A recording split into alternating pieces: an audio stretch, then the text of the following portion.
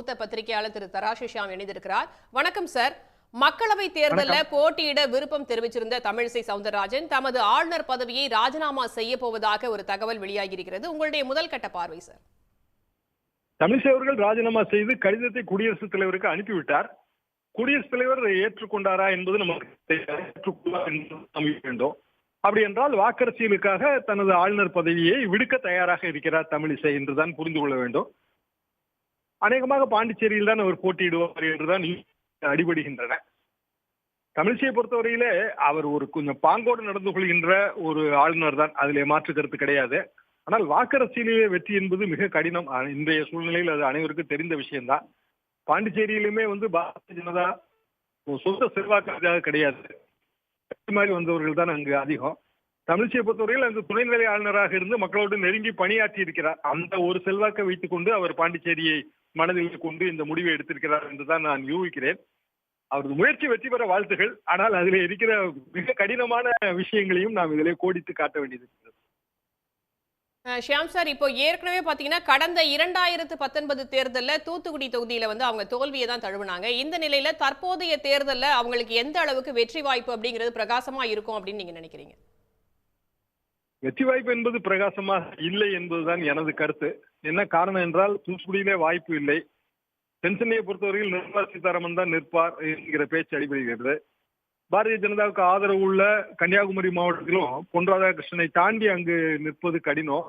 பொன் ராதாகிருஷ்ணன் அவர்களை நின்றாலும் கூட பாரதிய ஜனதா ஓட்டு வங்கிக்கு எதிராக அணிவகுத்து நிற்கிற ஓட்டு வங்கிகள் காங்கிரஸ், திமுக, இடதுசாரிகள், இந்த 3 ஓட்டு வங்கியும் ஒன்றாக சேர்ந்து அணிதிரண்டு கன்னியாகுமரி மாவட்டத்தில் இருக்கின்றன. அதாவது நாகர்கோவில் எம்பி தொகுதியில் அங்கு பொன் ராதாகிருஷ்ணன் அவர்களுக்கே வெற்றி வாய்ப்பு மிகவும் குறைவு.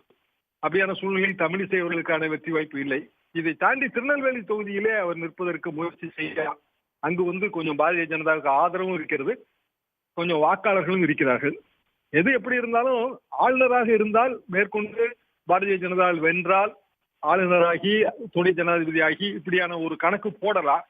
அதற்கு பாரதிய ஜனதா வெற்றி பெற வேண்டும். எனது கணக்குப்படி பாரதிய ஜனதா 250 இடங்களை தாண்டுவது மிக கடினம் என்பதுதான் என் கருத்து.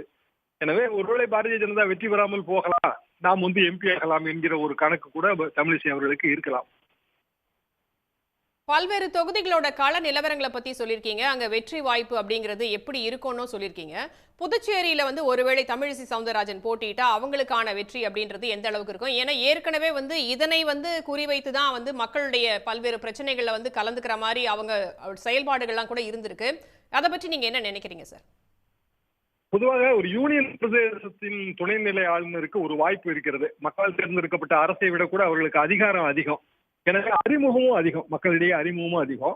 பாண்டிச்சேரியை பொறுத்தவரையில் பாண்டிச்சேரி என்கிற அந்த நகர்ப்புற பகுதியில் தான் தமிழிசை அவர்களுக்கான அறிமுகம் இருக்கிறது. நீங்கள் காரைக்காலையும் சேர்த்து எடுத்து பார்க்க வேண்டும், மாஹே ஏனாம் பகுதிகளையும் எடுத்து பார்க்க வேண்டும். அது ஒன்று கேரளாவை ஒட்டிய பகுதி, அங்கு லட்சக்கணக்கான வாக்காளர்கள் இருக்கிறார்கள். ஏனாம் பகுதியிலும் லட்சக்கணக்கான வாக்காளர்கள் இருக்கிறார்கள். ரெண்டுமே வெவ்வேறு மாநில அரசியலை பிரதிபலிப்பவை. ஒன்று கேரள அரசியலை பிரதிபலிக்கிறது, இன்னொன்று ஆந்திர அரசியலை பிரதிபலிக்கிறது. வர தேச காலத்திலே 2 பகுதிகளையும் அந்தந்த மாநிலங்களோடு இணைத்து விடலாம் என்று ஒரு ப்ரொபோசல் வந்தது. என்றால் ரொம்ப பாண்டிச்சேரி மையப்பகுதியை விட்டு மிகவும் தள்ளி இருக்கிற பகுதிகள், அங்கும் கணிசமான வாக்கு இருக்கிறது. காரைக்காலிலே மிக கணிசமான வாக்கு இருக்கிறது. வெறும் பாண்டிச்சேரி பகுதி வாக்கை மட்டும் நினைத்து தமிழிசை இந்த முடிவை எடுத்திருந்தால் அது அவருக்கு நன்மை பயக்காது என்பதுதான் என் கருத்து. உங்களுடைய பார்வைக்கு நன்றி சார். உடனுக்குடன் செய்திகளை தெரிந்து கொள்ள சன் நியூஸ் பெல் ஐகானை கிளிக் பண்ணுங்க.